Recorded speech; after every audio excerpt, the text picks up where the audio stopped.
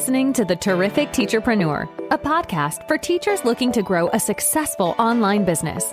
Your host, Alex, was able to transform her Teachers Pay Teachers store from a small side hustle into a profitable full-time business. She now helps other teachers do the same. Listen along for actionable tips and helpful wisdom about business and marketing as a teacherpreneur. Here's your host, Alex. Hey there, thanks for tuning in to the Terrific Teacherpreneur podcast this week. Today we're going to be chatting very quickly about updating and optimizing your resources, which is something I love doing as a seller and something I love talking about on the podcast. But I specifically want to kind of answer the question of what should you be improving? So you know that things need improving in your store. Well, we all have things that need improving in our store, so we all kind of know that all the time. But how do you decide what to update, what to optimize, what to improve as a seller when we've got essentially so many products in our store? We're not like some kind of business owner that just has like a very small selection of products that only sells a few things. Some of us have hundreds, if not thousands of resources in our store, so it can be kind of overwhelming. So I want to share 5 tips I have for ways that you could be choosing what to update and optimize and improve on. And I've kind of ranked them slightly in order of how I feel they are important. So let's dive in and look at these 5 things. So this first one isn't something that I personally do a lot of, but I had to put it as number 1 because I think it's important, because it's something that's kind of urgent. And what I mean by that is you need to update the product or optimize the listing or somehow in any way improve a resource that is urgent in the sense that leaving it in your TPT store wouldn't be wise, because it is irrelevant, outdated, downright wrong, dodgy, or in some kind of violation. And what I mean by that is that you may have made a resource many months or years ago, or whenever you were a newer seller, that you've now just realized, oh dear, that actually violates someone's copyright or trademark. Like, I'm not allowed to make that. Oh dear, I should probably go and look into that. You know, something that's like actually violating something like legally. It might just be that you made it and it was using like, dodgy clip art that you didn't have the right to use. It could be something in the teaching world that is just so outdated now, like so wrong and bad teaching practice, and it's just not relevant anymore. Or it could just be something that is, kind of not wrong per se, but just really not what teachers are doing anymore. A little bit kind of irrelevant is the word I guess I would use in terms of the teaching world. And a lot of the time you can see that a resource isn't selling and you think, oh, I made this a long time ago. People don't even use this kind of thing in their classrooms anymore.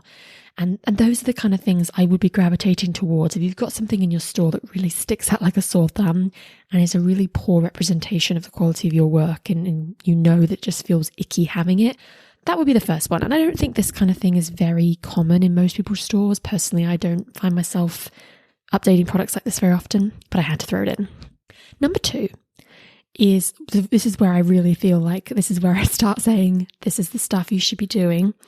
And this is like what I do, is I think you should be improving on your best sellers regardless of whether you think they need it or not. What I mean by that is, looking at the actual product itself, you could certainly make it bigger, add more to it, improve it some way. But mostly looking at its listing, you might think, hey, I've got this best-selling set of math centers and it's obviously doing well. It sells multiple times a day. I'm assuming the thumbnails and previews and everything look good. I've got a decent conversion of, 11%. It gets views. It's got thousands of views. People seem to be looking at it. I don't think it needs any work. I'm just going to kind of leave it be, let it be successful and move on and focus on something else. But that would actually be an error. I know that sounds crazy, but because you have got a really golden opportunity here with a bestseller that you can make more money. So you might think that data-wise, it doesn't need improving. Like I said, it's got views, it's got conversion. You can see it selling every day. But that's actually a sign that it could use some kind of optimizing that would be really profitable for you. And so hear me out on this. If you do say have, like I said, a set of math centers with an 11% conversion, if all you need to do is tweak your preview slightly and you could suddenly have a 12% conversion, wouldn't you do it? If you could tweak the cover or the thumbnail or something to make it just a little bit more enticing, wouldn't you? Because you've already clearly got people interested. And so what tends to happen with bestsellers is you tend to find that you've made a resource that people want. people need, people like it's doing well for some reason, and whatever that is, you want to be cashing in on that and thinking, well, I've got this opportunity here. People like what I have. How can I be making more money from that? Because I think we tend to assume that we should go and look at our worst sellers and improve on those, but they're not selling for a reason. And sometimes that's completely out of your control. People might just not want that kind of product, but they want your bestseller. So let's make them want it more. I also like to think there should be that little bit of a relationship, a symbiotic kind of in your mutually beneficial relationship between you and TPT. So when you have a bestseller that starts doing well, TPT sees, oh wow, people like this, and it kind of ranks it higher on TPT. That often happens. And so if TPT is kind of rewarding you, you should be working with TPT, like almost working together to get it to keep selling more and more. They reward you by putting it a little bit higher in search. So, you could, again, kind of go back and forth with each other here. And that sounds strange, but then, you make more improvements to the product and then it sells even more, and you kind of work together to get it even higher and higher in search and doing better and better. So it seems counterintuitive. It seems strange to improve on something that is already good, but why not get it to be great? Why not get it to make you more money? It's showing you that it's capable of making money. Make you more money. And I know that's what people do in the real world in terms of business and marketing. They look at their business, they see what's doing well, and then they cash in on that, and they try to really monopolize that and capitalize on that. You don't go and try and work on the thing that people don't want. That would be not really smart business wise. So yeah, focus on your bestsellers. Just doesn't matter what they are and how they're doing data wise. If you've got like the first maybe 5 to 10 bestsellers in your store, they should be at all times your absolute best work that you're constantly always looking at and working on. Be mindful, of course, that you don't make changes that could have a negative impact. If it's ranking well, maybe don't do too many SEO tweaks. You don't want to mess things up in that kind of sense, but there's certainly nothing wrong with improving on things like thumbnails and previews. That's always going to be positive. That is a really big one for me. I really like to make sure that my bestsellers are pretty decent if I can. Now, this next one's a big one. A really, really important deciding factor on whether you should improve a resource, and that is data. So heading on over to your product statistics and sitting there and looking at your views, conversions, and preview views, because those numbers right there will tell you exactly not what needs improving.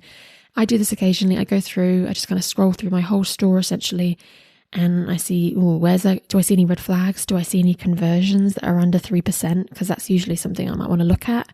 Do I see a resource that has only like 100 views? I'm like, oh dear, that's not good. You know what I mean? I kind of dive in and look at those really bad ones and see if there's like a quick fix. I don't want to spend hours of my time on worst sellers, but I might look and see, hey, that resource is not getting many views. Is there a little SEO tweak I could do really quick?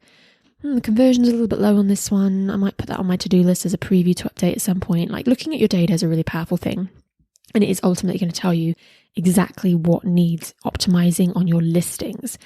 Not so much what products themselves need updating, but listings wise, the data is all there. Definitely use it. So maybe hop on to your product statistics maybe once a month and just take note of what you can see that needs definitely a big improvement, and maybe you could do a few tweaks there.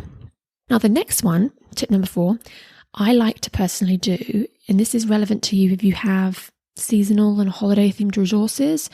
It's also relevant to you if you offer topics, that are taught at certain times of year. But basically, you update resources and update listings that align with what you think is going to be an upcoming decent seller. So basically, if it is, January, say you are working on your store, you would be thinking, okay, what's going to be selling in February? Valentine's Day, Groundhog Day, all that kind of stuff. And you'd be making sure that all those resources are updated. Or maybe if it's October, November, you'd be thinking, okay, Christmas is not too far away. I want to make sure my Christmas resources are up to date. So that's like for holidays. If you kind of got holiday specific resources, you would be keeping an eye on those upcoming holidays and looking at what sold well last year, making sure that if you want it to sell well this year, making sure that it's up to date and optimized. Seasons are another good thing as well. You might be currently in the summer and thinking about, well, what sells well in the autumn kind of fall season. I want to be making sure that's ready, or back to school, that kind of thing.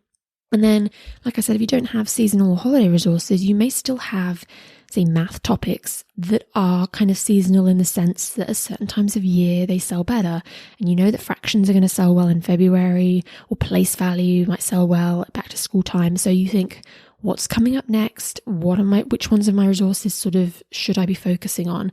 And I really like to do that because I feel like it makes me know that what people are currently going to be buying in the next month is going to be my best work. So I do tend to like to do that. I tend to have a glance. Now, if you're like me and you've got a lot of seasonal resources, it can be overwhelming. You're like, whoa, I've got like 10 Halloween resources. How do I know which ones to update? Again, you would look back at what I mentioned before and work on those kind of bestsellers and things. And this is where you might pull up your dashboard and look at a period the year before and say, okay, well, what sold well in April last year? Okay, well, I got this, these really cool April writing prompts that were doing well last year. I guess in March this year, I want to be making sure I update those April writing prompts again. So have a little look at your dashboard for that kind of thing. Now, the final one, point number 5 of, how to know what to update kind of thing is the cringe factor. So if you have old products in your store that are super hideous, just like downright ugly, and you cringe every time they sell, that is a sign it might need a little bit of an update. And this is usually the product itself, but also maybe the cover. You get that sales email and it's got something with a chevron on it or something that's like really hideously outdated fonts and clip art that you made 5-10 years ago, whatever. Or maybe even if you're a newer seller, it's something you made fairly recently, but you've learned a lot since then and you're like, oh my goodness, it's so embarrassing. I can't believe someone just bought that. If you get that feeling, which we all get from time to time, you kind of basically cringe when someone buys it, then that is a little bit of a sign it needs an update. Now, it's not the most important update to do. Like I said earlier, it might not be a bestseller or something, but just, in terms of having your store be at a decent standard, like a high quality, I think that's really important.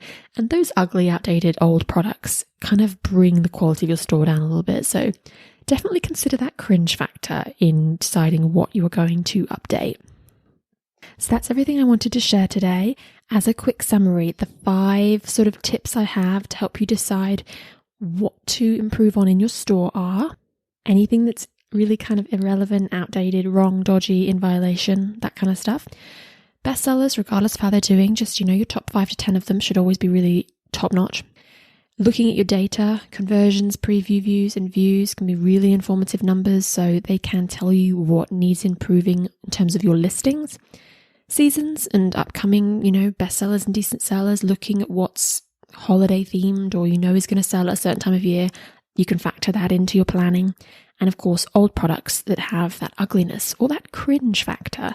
So those are things that can kind of help you decide what to update.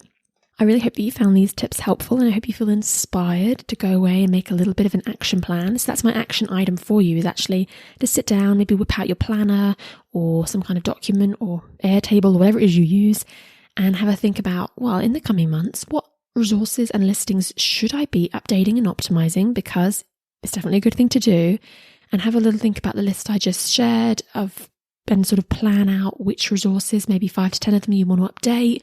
You could pick a few bestsellers, a few upcoming seasonal things, and a few sort of ugly, old, outdated ones and stuff, and put that on your to-do list or in your plan to get done. I really hope that you do. I think it would have a really big impact on your sales, that's for sure.